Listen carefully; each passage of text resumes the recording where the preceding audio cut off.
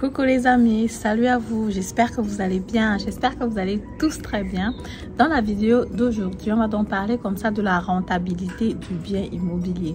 Comment est-ce que tu fais pour calculer la rentabilité du bien immobilier avant de te lancer? Quand tu vas investir sur le bien immobilier locatif, vu que c'est le business, il faut que tu comprennes quelle est ta rentabilité. Quelles sont les différentes formules qu'on utilise pour savoir la rentabilité du bien immobilier?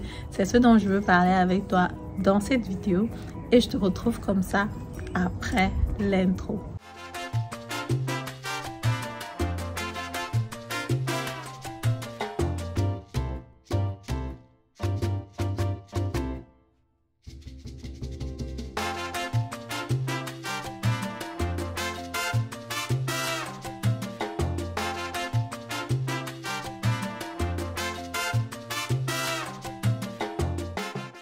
Bonjour, mon nom c'est Madeleine Ntedem, je suis investisseur immobilier, coach en investissement immobilier, conseillère financière certifiée, créatrice de la formation Investir en immobilier comme un pro que tu peux prendre. Les informations sont tous en barre de description.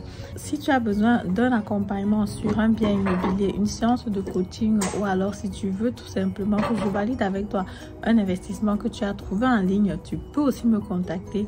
Toutes les informations sont en barre de description. Alors, allons-y donc sur la thématique qui nous intéresse aujourd'hui, la rentabilité du bien immobilier. Comment tu fais pour calculer dans la rentabilité du bien immobilier? Il y a deux formules que j'ai envie de présenter avec vous dans cette vidéo. La première formule, c'est tout simplement la rentabilité brute. Donc, tu prends le loyer que tu vas recevoir ou alors le loyer perçu dans la région. Si l'appartement est vide, c'est que naturellement, tu vas planifier de recevoir un certain loyer dans cette région-là. Si l'appartement est déjà loué, c'est que tu sais éventuellement le montant que tu vas recevoir quand tu vas prendre l'appartement. Donc, tu vas prendre le montant de loyer que tu vas recevoir sans les frais supplémentaires, donc le loyer CALD. Tu vas multiplier par 12 pour avoir le montant sur l'année et tu vas diviser par le prix d'achat du bien immobilier, tout simplement. Et avec la réponse, donc tu auras la rentabilité sur le bien immobilier. Supposons par exemple donc que tu achètes un bien à 150 000 €, donc sans les frais additionnels, et que l'appartement est déjà loué à 500 € sans les frais supplémentaires, donc 500 € CALD quoi.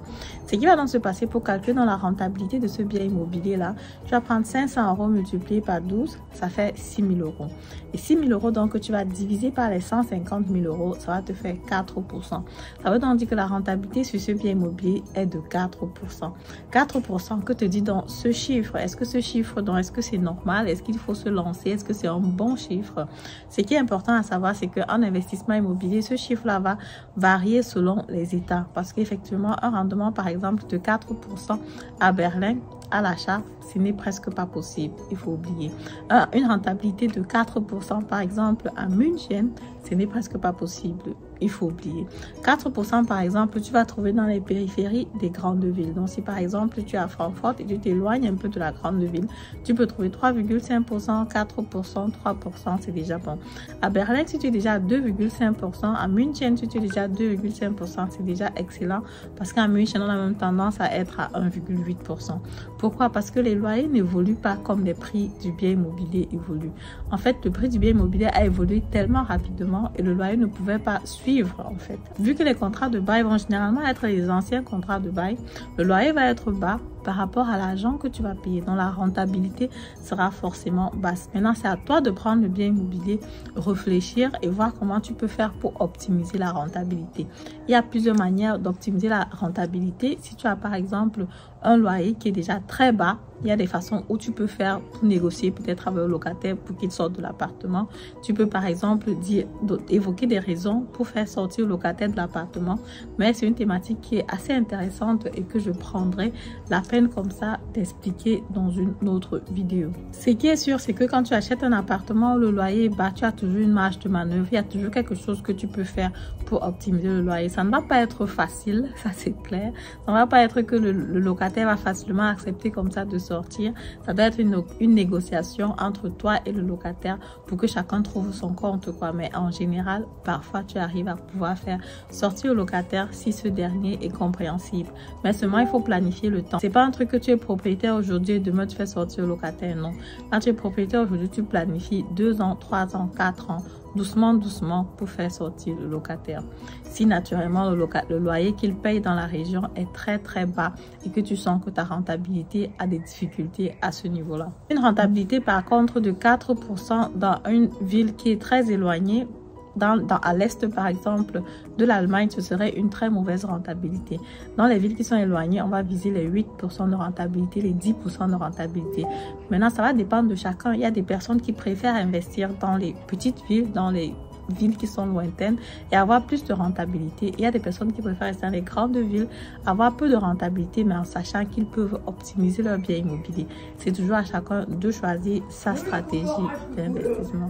La rentabilité dont je viens de parler, c'est vraiment une rentabilité brute. Elle ne tient pas compte naturellement de l'optimisation du loyer parce qu'effectivement, tu peux toujours optimiser le loyer ici en Allemagne. C'est la rentabilité de base, quoi, quand tu te lances sur l'achat du bien immobilier. Donc, ce serait vraiment une rentabilité juste pour savoir, ok, est-ce que ça vaut la peine d'aller sur l'achat du bien immobilier ou pas. Il y a aussi une rentabilité nette qu'on peut calculer. Je suis en train de travailler sur un document Excel qui va vraiment te donner tous ces détails-là. Et dès qu'il sera disponible, je pourrais donc te faire savoir pour que tu puisses utiliser aussi ce document-là pour calculer ta rentabilité nette pour savoir avant d'investir. La deuxième formule, c'est ce qu'on appelle ici en Allemagne la formule des agents immobiliers, donc avec le Kaufpreis Factor. À travers cette formule-là, on essaye de voir, ok, quel est donc comme ça le nombre d'années que tu vas recevoir dans le loyer kalt pour pouvoir couvrir l'achat du bien immobilier. Par exemple, tu achètes encore une maison de 150 000 euros, comme on a vu tout à l'heure, tu reçois donc un loyer de 500 euros. Ça veut donc dire que tu vas donc prendre 500 euros multiplié par 12, ça va faire donc 6 000. Et tu vas prendre donc 150 000 divisé par 6 000. 150 000 divisé par 6 000, ça veut dire que tu as besoin de 25 ans pour pouvoir payer complètement la maison. Donc, il faut que tu reçoives ce loyer-là pendant 25 ans pour rattraper comme ça le prix d'achat. Il y aura dans les constellations où en 20 ans, tu auras donc comme ça eu la possibilité de payer complètement donc toute la maison, donc où le calcul aura un résultat de 20 ans. Il y aura donc aussi les constellations où le calcul aura un résultat de 30 ans. Comme j'ai dit précédemment, ça va vraiment toujours dépendre de l'emplacement. L'emplacement joue un rôle capital. Quel que soit donc selon l'emplacement où tu te trouves, où le bien immobilier se trouve, on va toujours avoir des différents chiffres. Si le bien immobilier est bien placé, naturellement le loyer va être éventuellement bas et tu vas avoir besoin de beaucoup de temps. Mais par contre, si tu es dans un endroit qui est un peu éloigné, où le loyer est élevé et où tu as le risque naturellement que l'appartement soit vide, parce qu'effectivement, ce qu'il y a dans les endroits qui sont éloignés, c'est que tu as la possibilité d'avoir les changements assez rapidement. Et quand il y a changement, tu optimises donc le loyer. En général, le loyer va être à jour dans ces régions-là. Comme le loyer donc sera à jour, ça veut donc dire que tu auras donc un résultat, on va dire, qui sera donc raisonnable. Donc, ce calcul-là aussi, c'est vraiment juste un calcul brut pour savoir éventuellement est-ce que tu vas à la visite ou pas. Moi, je dirais de ne pas j'ai souvent discuté avec des personnes qui m'ont dit oui, je veux seulement une rentabilité de minimum 4%, je veux seulement une rentabilité de minimum 8%, je veux seulement une rentabilité de minimum 2%. Quand tu prends un bien immobilier, il faut savoir que si tu veux, tu peux optimiser ta rentabilité toi-même. Les choses ne vont pas se faire d'elles-mêmes. Tu prends un bien immobilier où la rentabilité est déjà bonne dès le départ, ça veut dire que forcément, tu n'es pas sur un meilleur emplacement. Pour avoir un bon emplacement et une bonne rentabilité, il faut déjà toi-même planifier des actions sur ce bien immobilier là qui vont te permettre à optimiser, à maximiser ta rentabilité. Voilà, c'est ce que je voulais partager avec toi dans cette vidéo. Si la vidéo vous a plu, comme d'habitude, je vous prie donc de me mettre un pouce en haut, de commenter la vidéo, de partager massivement la vidéo. Et on se dit à très bientôt pour la prochaine vidéo. Au revoir.